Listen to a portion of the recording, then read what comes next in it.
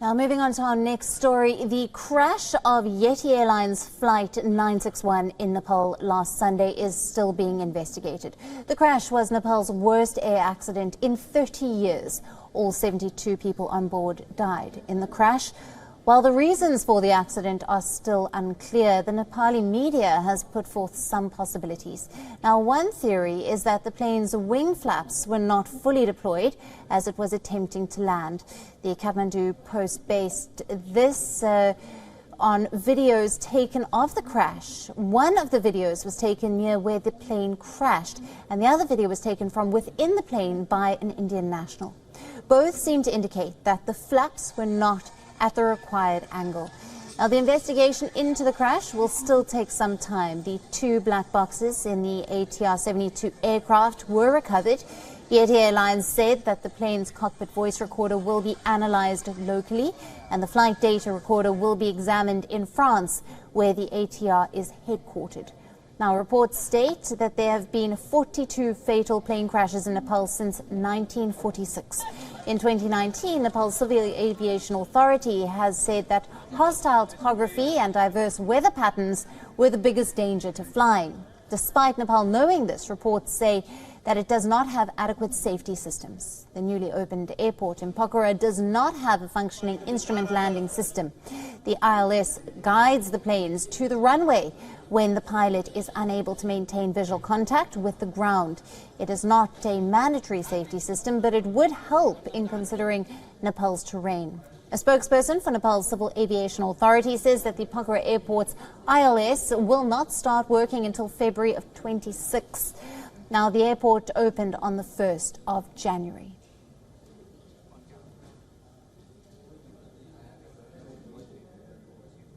Now, Captain Amit Singh, thank you for staying with us.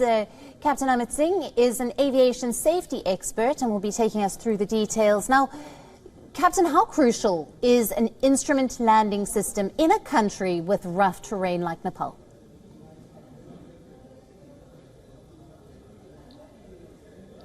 Well, the bigger challenges in flying are terrain and the fast-moving weather. Now, to mitigate the threats of these, an instrument landing system is basically a ground-based equipment which provides signal or guidance to an airborne aircraft to home onto it and maintain the center line. At the same time, it manages the descent of the aircraft, a steady descent. Steady descent basically clears the aircraft keeps aircraft well clear of the terrain. As you know, there are high mountains around Kathmandu and Pokhara.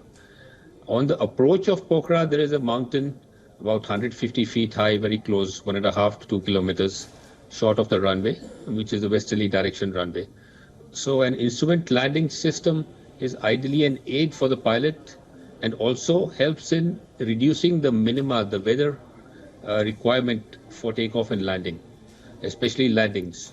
So category 1, which is a basic instrument landing system, you can land with about 800 meters of visibility, whereas this is currently a VFR airfield, which means you need at least 5 kilometers clear weather. So that is the contrast and sophistication the equipment offers as you go up to Cat 2 and Cat 3, wherein you can land even with almost near zero visibility. Right. So that is taking off a lot of workload from the pilot. Yes. And assisting them, basically keeping them clear of terrain and weather. Now, there is a report that the flaps did not open in the doomed Yeti Airlines flight 691. Could that have been the reason for the tragedy? What is your take? Well, if you look at the flight profile, the flight takes off from Kathmandu and Pokhara is west of Kathmandu. Normally, the previous aircrafts departing land straight in on runway 30, which is a westerly runway. However, for some reason, this aircraft requested for a change of runway and attempted to land on the opposite runway, which is the 12. The difference between the two runways is runway 30 landing distance is about 280 meters shorter than 12. Right. of a closed the threshold. So that is why the threshold is displaced. Now, if we correlate the flap position, which is flap 15, so there are three flap positions, 0, 15, and 30. 15 is typically used for takeoff, and 30 is used for landing.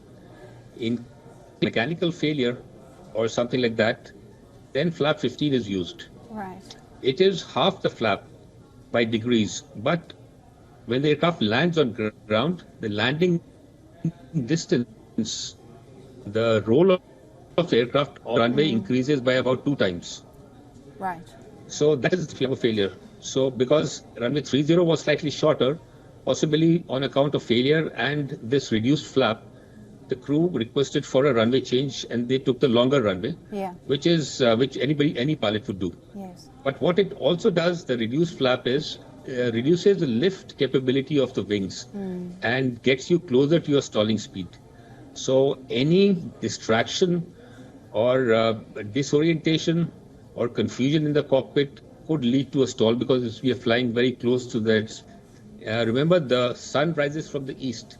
So when you change your runway from a westerly direction coming into an easterly, the sun is straight in your eyes. And there is no instrument landing system on runway 12. So they have to land visually. The visual guidance on ground will be more difficult to sight with sun in your eyes. Right. So that is another challenge. So with the every step, the workload of the pilots are increasing. It is a compounding effect. So that is what leads to an accident. So there is no one cause, but a series of mistakes, errors, lapses, which lead to an accident. Right. Captain, thank you very much for being with us and your very detailed analysis there. Thank you very much. WION now available in your country. Download the app now. Get all the news on the move.